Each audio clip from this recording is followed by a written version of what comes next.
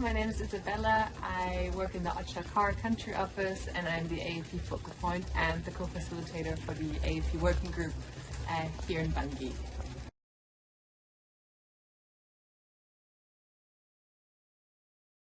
So at the collective level in CAR, we have a AAP working group that is co-led by UNICEF and OCHA, and together with partners we have implemented a range of collective AAP processes and mechanisms. We have been working with collective feedback mechanisms for at least 4 years now, initially only in camp settings. So we had centers for feedback and information where IDPs living on sites could come and share their feedback with humanitarian partners.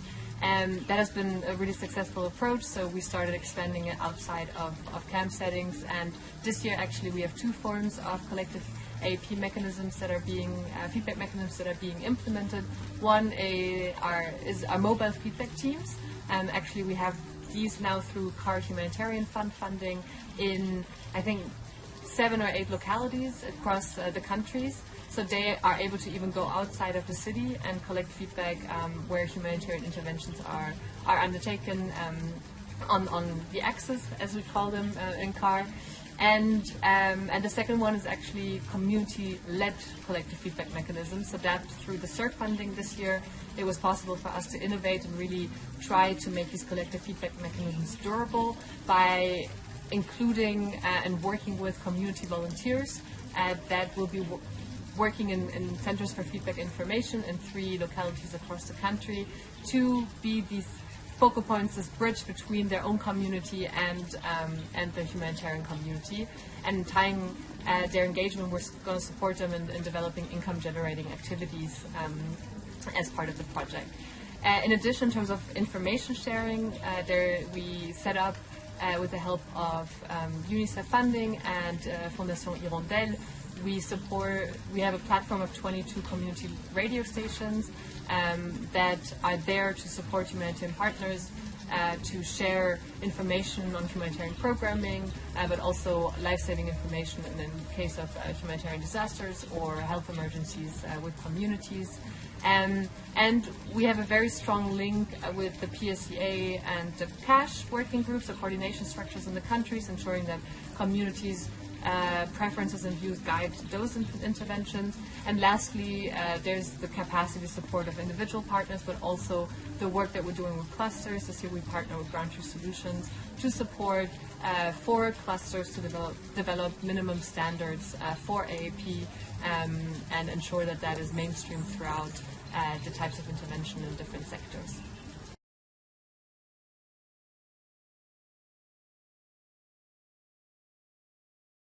In terms of how we include community views, perceptions, preferences, and priority needs in our HPC cycle, I think we can talk about 3 different activities that we did. So first of all, we have the MSMA consultations with nearly 13,000 households across the country on their priority needs, but also on their perception of humanitarian aid. We have 8 perception indicators in the HRP that we've been tracking for 4 years on how communities perceive the aid that they receive that help us improve the response. As a second step, we took the MSMA data and obviously the clusters, and we worked together to get an overview of the needs in the country. And then we went back to communities, so we organized 14 workshops across the country, 1 at national level and 13 in the provinces, to talk to communities, present them our analysis, but then also get their input on prioritization, in which commune should we go, what people should we target, what population groups, as well as other strategic discussions.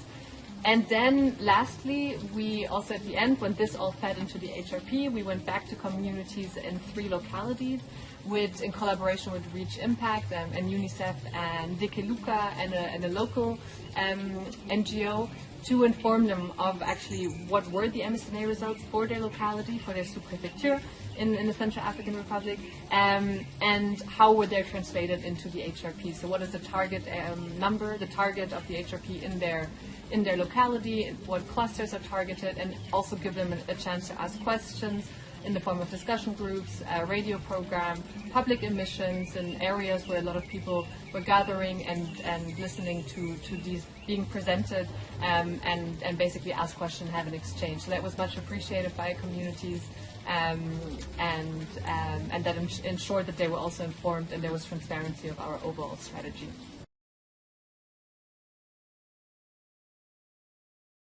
So in terms of what support I found important in terms of my work as an AAP focal point at country level, I think for starters, leadership, buy-in and commitments. The ISC engagement that were done at global level have been important in pushing the work forward, but also here at country level from the humanitarian coordinator and the OCHA management, helping basically, advocating for AAP to be one of the strategic pillars of our HRP strategies and ensuring that the resources are in place.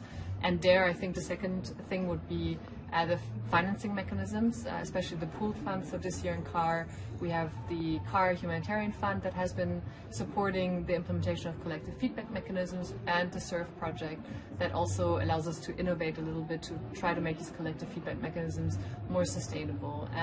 I think in terms of tools, the recently published ISC collective framework for AAP is useful in guiding discussions around what kind of activities should be implemented to ensure the integration of AAP throughout the program cycle. And lastly, also, collaboration also within OCHA. The Humanitarian Fund here has done great work in terms of ensuring mainstreaming of AAP throughout humanitarian fund allocations with a dedicated budget line to AAP activities, so that has helped in pushing this agenda forward. And one thing I forgot, but I think has been incredibly valuable, is the peer-to-peer learning between different country offices. We have the Community of Practice that meets regularly to exchange also on challenges and lessons learned in other countries. And I think that community of AAP focal points across the world at OCHA is really a really important resource.